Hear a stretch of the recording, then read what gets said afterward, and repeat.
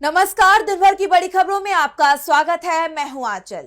आज इस बुलेटिन में बात होगी अमेरिका और ईरान के बीच डील पर ट्रंप के बयान की, बिहार में सम्राट चौधरी के शपथ ग्रहण की, देखेंगे संसद में सरकार को घेरने का विपक्ष ने बनाया क्या प्लान, बंगाल चुनाव में कैसे बीजेपी की बढ़ रही है मुश्किल, जानेंगे बिजली पानी को लेकर क्यों शुरू हुआ दो राज्यों में विवाद, और बुलेटिन के आखिर में बात सबरीमाला पर सुप्रीम कोर्ट में हुई सुनवाई की। लेकिन दिन भर की तमाम बड़ी खबरों से पहले एक नजर आज की सुर्खियों पर। बंगाल की सीएम ममता बनर्जी का बीजेपी पर बड़ा आरोप, कहा कोलकाता एयरपोर्ट जाते समय केंद्रीय बलों ने रोकी गाड़ी, जांच करने की कोशिश। कांग्रेस नेता पवन खेड़ा को सुप्रीम कोर्ट से लगा बड़ा झटका, तेलंगाना हाईकोर्ट के फैसले पर लगाई रोक। तेलंगाना कोर्ट ने खेड़ा को दी थी अग्रिम जमानत। असम के सीएम हेमंता की पत्नी पर लगाए आरोप से जुड़ा है मामला। तमिलनाडु के मुख्यमंत्री एमके स्टालिन ने परिसीमन के विरोध में उठाया एक अहम कदम, जनता से की अपील, कहा कल राज्य के हर घर पर काले झंडे लगाए जाएं। पंजाब सरकार ने वापस ली राघव चड्ढा को दी गई Z+ सिक्योरिटी, अब गृह मंत्रालय ने चड्ढा को दी Z सिक्योरिटी। 2 अप्रैल को पार्टी ने चड्ढा को राज्यसभा में डिप्टी लीडर के पद से हटाया था। और शेयर बाजार में तेजी, 1263 अंकों की बढ़त के साथ 78,111 पर बंद हुआ सेंसेक्स, वहीं 388 अंकों की बढ़त के साथ 24,231 पर बंद हुआ निफ्टी। ये तो थी सुर्खियां। अब बात आज की सबसे बड़ी खबर की। ईरान और अमेरिका के बीच डील मानी जा रही है। अमेरिका के राष्ट्रपति डोनाल्ड ट्रंप ने कहा है कि अब जंग नहीं होगी, दूसरे दौर की वार्ता की तैयारियां शुरू हो गई हैं और इस बातचीत में ट्रंप भी शामिल हो सकते हैं। देखिए रिपोर्ट। पश्चिम एशिया में जारी जंग अब खत्म होने की कगार पर है। बीते काफी वक्त से जारी तनाव के बीच अमेरिका और ईरान में एक और दौर की बातचीत की तैयारी शुरू हो गई है।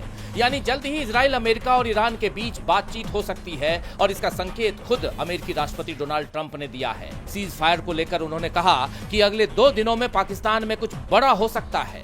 इतना ही नहीं, उन्होंने आसिम मुनीर की तारीफ करते हुए कहा कि फील्ड मार्शल बहुत बढ़िया काम कर रहे हैं। यानी ट्रंप के बयान से ये साफ संकेत मिल रहे हैं कि वाशिंगटन और तेहरान के बीच दूसरे दौर की बातचीत जल्द शुरू हो सकती है।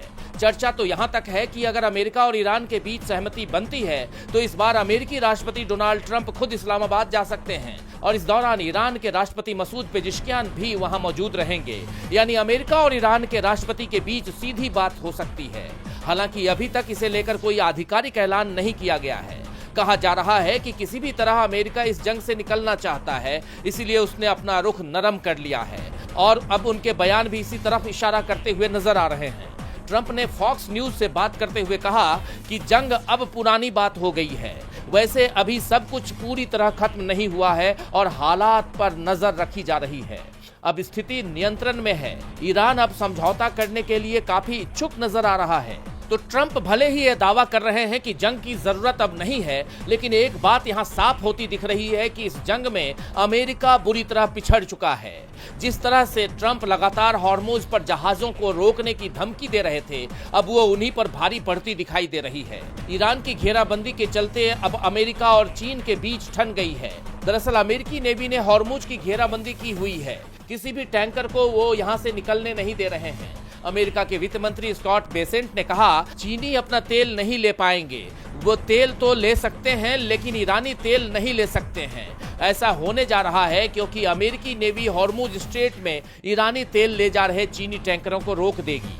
अब इस मुद्दे पर चीन ने आक्रामक रुख अपनाया है। चीन के राष्ट्रपति शी जिनपिंग ने अमेरिका के हॉर्मुज स्ट्रेट को बंद करने के फैसले की कड़ी आलोचना की है और कहा है कि किसी भी देश की संप्रभुता का सम्मान किया जाना चाहिए। हॉर्मुज पर ईरान का अधिकार है, इसीलिए अंतर्राष्ट्रीय कानून के शासन के अधिकार की रक्षा बहुत जरूरी है।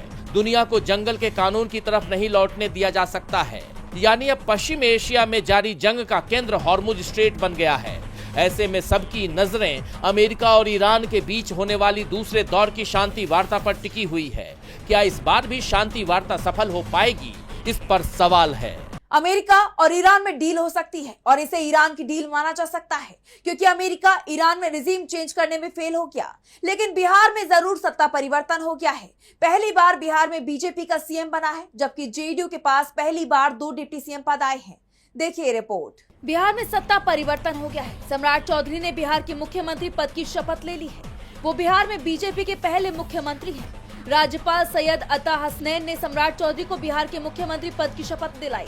सम्राट चौधरी की सरकार में जेडीयू के 2 वरिष्ठ नेताओं विजय चौधरी और विजेंद्र यादव को बतौर उप मुख्यमंत्री शामिल किया गया है और उन्हें भी शपथ दिलाई गई है। बिहार के लोक भवन में शपथ ग्रहण समारोह हुआ, जहां बीजेपी अध्यक्ष नितिन नबीन, जेपी नड्डा, चिराग पासवान समेत बीजेपी जेडीयू के कई दिग्गज नेता मौजूद रहे। लेकिन नीतीश कुमार के बेटे निशांत कुमार इस दौरान गायब रहे, जिससे चर्चाओं का बाजार गर्मा गया। आप जानते हैं कि सम्राट चौधरी को सीएम बनाए जाने की खबर पर ही जेडीयू और बीजेपी के बीच टकराव देखने को मिल रहा था। ऐसे में सम्राट की शपथ ग्रहण समारोह से निशांत के गायब रहने से बीजेपी और जेडीयू के बीच की टकराव की अटकलों को और बल दे दिया है। ऐसे में सम्राट की शपथ ग्रहण समारोह से निशांत के गायब रहने से बीजेपी और जेडीयू के बीच टकराव की अटकलों को और बल मिल रहा है। सम्राट के सीएम बनने पर एनडीए दल के नेता उन्हें बधाई दे रहे हैं। इसी कड़ी में लंबे अरसे तक बिहार के मुख्यमंत्री बने रहने वाले नीतीश कुमार ने भी उन्हें बधाई दी और एक्स पर पोस्ट किया कि बिहार के नए मुख्यमंत्री के रूप में शपथ ग्रहण करने पर सम्राट चौधरी जी को हार्दिक शुभकामनाएं। मुझे विश्वास है कि आपके नेतृत्व में बिहार और तेजी से विकसित होगा। एक तरफ जहां बधाइयों का सिलसिला जारी है, तो वहीं विपक्ष के हमले अब भी जारी हैं। आरजेडी नेता तेजस्वी यादव ने सम्राट चौधरी पर तंज कसते हुए कहा है कि सिलेक्टेड मुख्यमंत्री बनने पर बधाई। जैसा आप जानते हैं कि नीतीश के इस्तीफे को लेकर विपक्ष पहले ही बीजेपी को घेर रहा था और आरोप लगा रहा था कि बीजेपी ने नीतीश के साथ धोखा किया है। वहीं अब सम्राट चौधरी के सीएम बनते ही विपक्ष ने बीजेपी पर हमले और तेज कर दिए हैं। 21 साल बाद अब बिहार में जेडीयू का सीएम नहीं है। बीजेपी के सम्राट चौधरी अब सीएम बन गए हैं। ऐसे में सभी की निगाहें सम्राट के कार्यकाल पर होगी, लेकिन उससे पहले निगाहें दिल्ली पर भी टिकी हुई हैं, जहां 16 अप्रैल से संसद में परिसीमन का मुद्दा आने वाला है। इसे लेकर इंडिया गठबंधन की बैठक हुई, तो क्या कुछ हुआ इस बैठक में, जानेंगे इस रिपोर्ट में। 16 से 18 अप्रैल को आयोजित होने वाले संसद के विशेष सत्र से पहले देश की सियासी तपिश चरम पर पहुंच गई है। महिला आरक्षण और परिसीमन के मुद्दों पर केंद्र सरकार को घेरने के लिए इंडिया गठबंधन ने अपनी कमर कस ली है। कांग्रेस के राष्ट्रीय अध्यक्ष मल्लिकार्जुन खड़गे के आवास पर हुई विपक्षी पार्टियों की अहम बैठक में मोदी सरकार के खिलाफ एक साझा और आक्रामक रणनीति पर मुहर लगाई गई। खड़गे के आवास पर जुटे विपक्षी नेताओं में राहुल गांधी समेत आम आदमी पार्टी से संजय सिंह, आरजेडी से तेजस्वी यादव, डीएमके से टीआर बालू, एनसीपी एसपी से सुप्रिया सुले और टीएमसी से सागरिका घोष जैसे दिग्गजों ने शिरकत की। बैठक के बाद मल्लिकार्जुन खड़गे ने मीडिया से बात कर सरकार की नीयत पर हमला बोला। हम सभी महिला आरक्षण विधेयक के पक्ष में हैं। हालांकि जिस तरीके से इसे लाया गया है वो संदेहास्पद है और हमें इस पर गंभीर आपत्तियां हैं। यह पूरी तरह राजनीति से प्रेरित है। मोदी सरकार विपक्षी दलों को निशाना बनाने और उन्हें दबाने के लिए इस तरह का कदम उठा रही है। हमने हमेशा महिला आरक्षण विधेयक का समर्थन किया है और हमारा जोर इस बात पर रहा है कि इसे पहले पारित किए गए संशोधन के आधार पर ही लागू किया जाना चाहिए। परिसीमन के मुद्दे पर सरकार कुछ चालें चलती हुई दिखाई दे रही हैं, इसलिए सभी विपक्षी दल एकजुट होकर संसद में इसके खिलाफ स्टैंड लेंगे और लड़ाई लड़ेंगे। मैं ये साफ कर देना चाहता हूं कि हम महिला आरक्षण विधेयक के खिलाफ नहीं हैं। इंडिया गठबंधन की इस घेराबंदी से साफ है कि 3 दिवसीय विशेष सत्र में सरकार की राह आसान नहीं होगी। विपक्ष की मांग है कि बिना प्रक्रिया में सुधार और पिछड़ों की भागीदारी सुनिश्चित किए सरकार की किसी भी एक तरफा कोशिश को मंजूर नहीं किया जाएगा। संसद के विशेष सत्र में इस मुद्दे पर भारी हंगामे के आसार हैं। परिसीमन को लेकर बवाल मचा हुआ है। वहीं पश्चिम बंगाल में वोटर लिस्ट को लेकर हंगामा थमता नहीं दिख रहा है। बंगाल की सीएम ममता बनर्जी ने एक बार फिर इसे लेकर केंद्र की मोदी सरकार और चुनाव आयोग पर तीखे सवाल उठाए हैं। तो क्या कुछ कहा है ममता बनर्जी ने, जानने के लिए देखिए रिपोर्ट। पश्चिम बंगाल में जल्द ही चुनाव होने वाले हैं, जिसे लेकर राज्य में आरोप प्रत्यारोप का दौर जारी है। चुनावी रैलियों में टीएमसी और बीजेपी एक दूसरे पर आरोपों की बौछार कर रहे हैं। तो वहीं आज सीएम ममता बनर्जी ने बंगाली नववर्ष के खास मौके पर राज्य के लोगों से बड़ी अपील की है। उन्होंने लोगों से केंद्र सरकार की मनमानी का विरोध करने और बंगाल की आपसी भाईचारे की परंपरा को बनाए रखने को कहा। सीएम ममता ने एक्स पर पोस्ट किया, हमारा बंगाल कला और संस्कृति का केंद्र होने के साथ साथ सभी धर्मों के बीच सद्भाव की धरती भी है। कुछ बुरी ताकतें बंगाल को नष्ट करने के लिए खड़ी हो गई हैं। दिल्ली में बैठे शासक लोगों के अधिकार छीन रहे हैं, जिन्हें सबक सिखाना जरूरी है। अपने लोकतांत्रिक अधिकारों की रक्षा के लिए जोड़ा फूल के निशान पर वोट दें। तृणमूल कांग्रेस के सभी उम्मीदवार भारी अंतर से जीत हासिल करेंगे। एक तरफ सीएम ममता के हमलों के बाद बीजेपी की मुश्किल बढ़ गई है, तो दूसरी तरफ गृह मंत्री अमित शाह ने अपने बंगाल दौरे के दौरान एक बड़ा दावा किया। एक चुनावी जनसभा को संबोधित करते हुए उन्होंने कहा, अगर भाजपा बंगाल में सत्ता में आती है तो दार्जिलिंग से गोरखा मुद्दे को प्राथमिकता से हल किया जाएगा। गोरखा नेताओं और कार्यकर्ताओं पर दर्ज सभी पुराने केस वापस ले लिए जाएंगे। यानी एक तरफ टीएमसी बीजेपी की पोल खोल रही है तो दूसरी तरफ बीजेपी अपनी जीत का दावा कर रही है। राज्य में 23 और 29 अप्रैल को चुनाव होने हैं, जिसके नतीजे 4 मई को घोषित होंगे। अब इसी पर सबकी निगाहें टिकी हुई हैं। बंगाल में वोटर लिस्ट का विवाद शांत होता नहीं दिख रहा है। वहीं एक और विवाद सामने आया है और ये विवाद है जम्मू कश्मीर का पंजाब के साथ। पानी और बिजली बंटवारे को लेकर दोनों ही राज्य आमने सामने आ गए हैं। तो क्या है ये पूरा मामला, जानने के लिए देखिए ये रिपोर्ट। पंजाब और जम्मू कश्मीर के बीच पानी और बिजली को लेकर जंग एक बार फिर तेज हो गई है। मुद्दा है रणजीत सागर बांध और शाहपुर कंडी परियोजना। मुख्यमंत्री उमर अब्दुल्ला ने अब अपने राज्य के हक के लिए मोर्चा खोल दिया है। उन्होंने साफ कर दिया है कि वो जल्दी ही पंजाब के मुख्यमंत्री भगवंत मान से मिलकर 1979 के समझौते को लागू करने की मांग करेंगे, जिससे पंजाब की भगवंत मान सरकार घिरी हुई दिखाई दे रही है। दरअसल तकरार की शुरुआत तब हुई जब पंजाब ने जम्मू कश्मीर को 973 करोड़ 44 लाख रुपए का बिल थमा दिया। पंजाब का दावा है कि ये इन परियोजनाओं के निर्माण में जम्मू कश्मीर का बकाया हिस्सा है। वहीं उमर अब्दुल्ला का कहना है कि जम्मू कश्मीर को उसका जायज हक नहीं मिल रहा है। जम्मू कश्मीर के 20% के हिस्से और पुनर्वास से जुड़ी प्रतिबद्धताओं की अनदेखी नहीं की जा सकती। जम्मू कश्मीर पंजाब के साथ रणजीत सागर बांध से जुड़े अपने दावों को सक्रिय रूप से आगे बढ़ाएगा। उन्होंने साफ किया कि वो टॉपिक पर भगवंत मान से सीधे बात करेंगे। जैसा आप जानते हैं कि दोनों के बीच 1979 में समझौता हुआ था, जिसमें जम्मू कश्मीर को इन प्रोजेक्ट से पैदा होने वाली कुल बिजली का 20% हिस्सा सस्ती दर पर मिले। बांध से प्रभावित हुए जम्मू कश्मीर के 800 से ज्यादा परिवारों को नौकरी देने का प्रावधान। प्रभावितों के मुआवजे के लिए 85 करोड़ 48 लाख रुपए तय हुए थे, जिसमें से पंजाब ने अभी भी 14 करोड़ 32 लाख रुपए नहीं दिए हैं।